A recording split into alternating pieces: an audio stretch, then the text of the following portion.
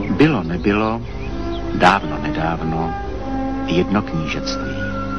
Takhle šťastně a spokojeně by si žili, nebýt toho, že se jednomu knížectví zdálo, že se v druhém mají lépe.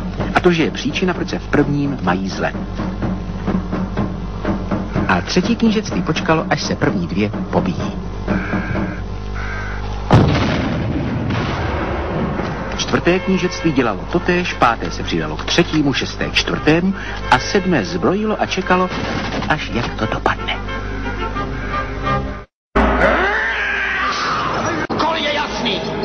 Přinést do pekla Dorotu Máchalovou, nebo se nevracet. Kdo se hlásí dobrovolně?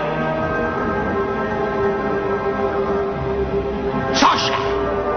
Ty se ještě opovažuješ po tom všem? Máchalová si tvýho omylu drze používá u soudu. Když já myslel... Ticho!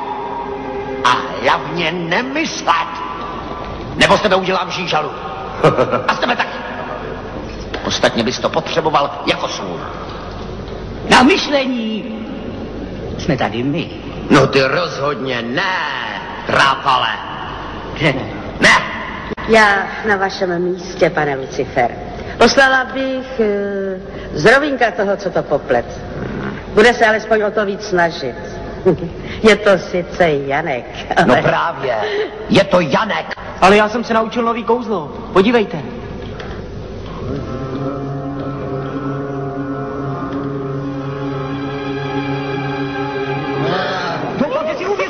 Že brát na sebe cizí podobu může jenom kníže Pekel.